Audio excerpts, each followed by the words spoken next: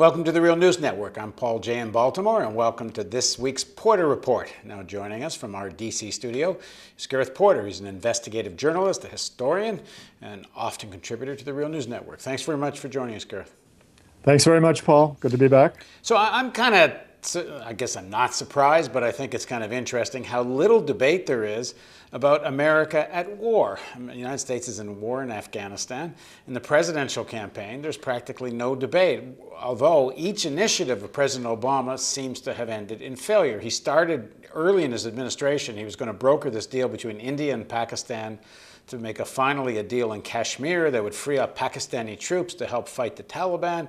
That lasted a few minutes and didn't go anywhere. Then he was going to have the humanitarian surge to deal with the social and economic problems facing the Afghan people, win hearts and minds, and that didn't go anywhere. Then there was a military surge, and then there was the counterinsurgency strategy, and now the latest is the strategy of handing things over to the Afghan army and police, and that's now up in shreds, and I guess you'll tell us why. So what do you make of all this?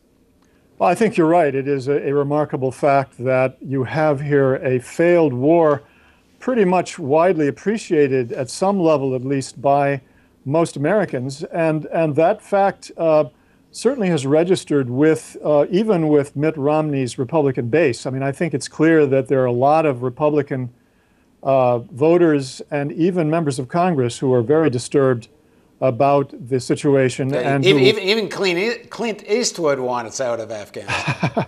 Well, I'm not sure what Eastwood was trying to say there. I think it wasn't very clear to him even. But I do think that there is a lot of dissatisfaction which reaches deep into the ranks of Romney's base.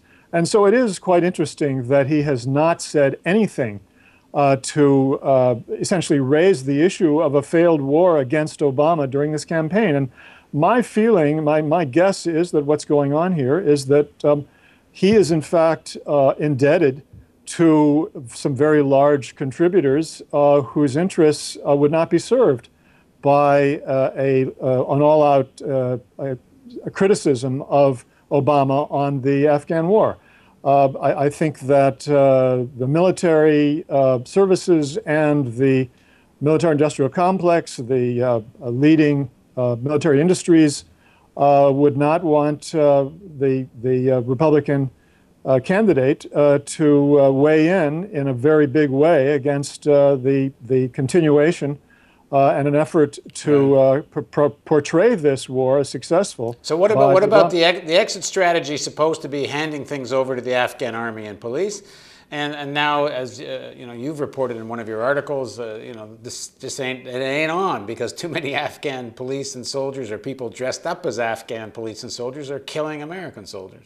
Well, that's right. And this is one of the three major reasons why I think it's clear that the United States has already clearly lost this war, and the future, the outcome of this war is pretty much can be foretold by the fate of the policies that the United States has pursued in the past. And I think it's worthwhile to just run through all three of these ways in which the United States has lost the Afghan war. The first, I think, is the one that you referred to. That's the most recent and perhaps most spectacular case of a strategic defeat, because it's been very widely reported in the press, and that is that the insider attacks, so-called, have escalated to the point where the U.S. NATO command could not avoid responding by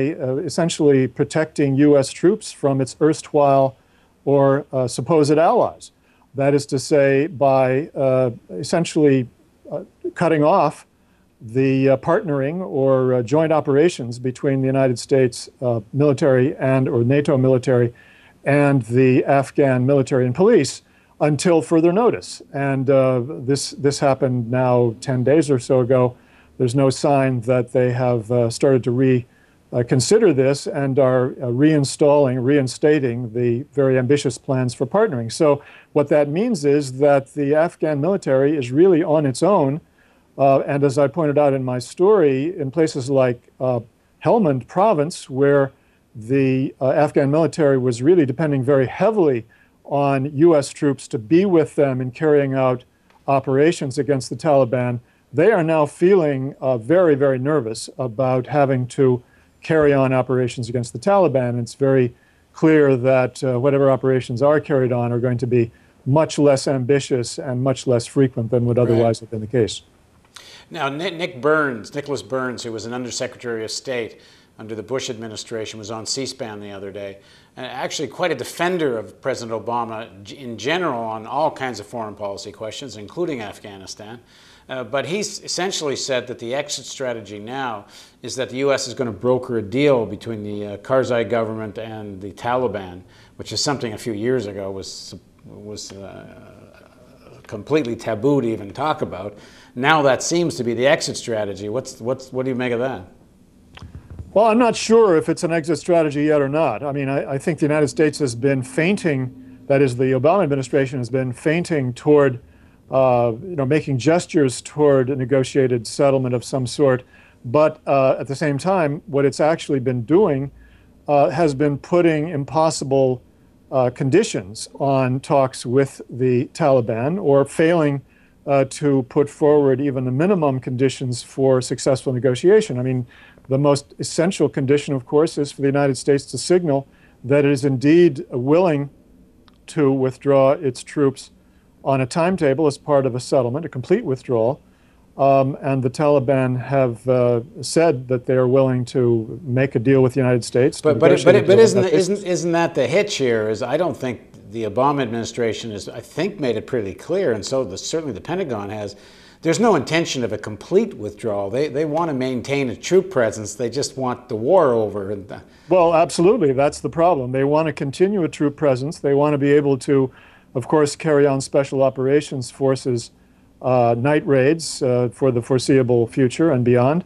And they want to be able to have troops there that they can use to continue training and for actual combat, just as they did in Iraq, despite the fact that we will be told that the combat mission is over. I have no doubt that the plan is for actual combat to continue. So there's a lot of, double dealing here, in the sense of having presented a policy that appeared to be one of getting out and being willing to negotiate, and that the Taliban are the ones who are standing in the way, while at the same time really not being willing to do what is a minimum necessary for realistic peace negotiations.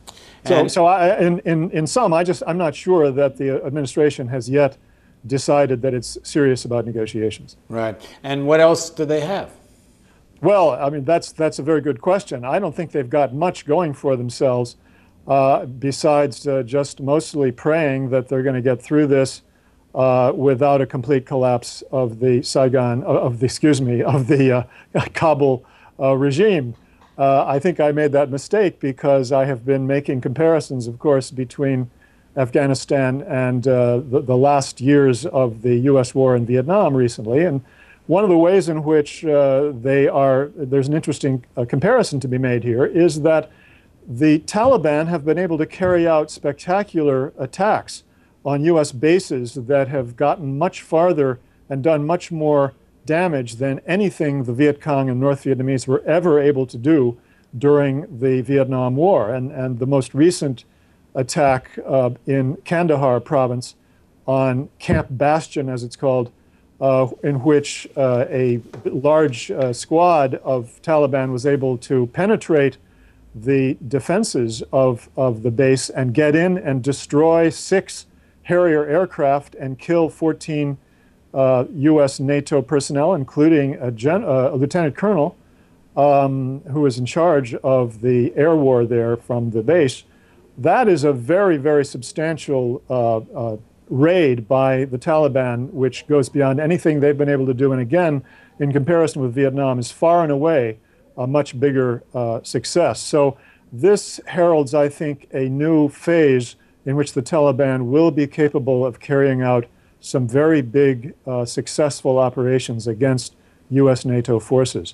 And that, I think, is part of the larger strategic defeat, or another aspect of the strategic defeat, in which the Taliban have been able to convince certainly the vast majority of Afghans, that they are in control of this war, not the U.S. and NATO. Right. Thanks for joining us, Gareth. Thank you, Paul. And thank you for joining us on the Real News Network.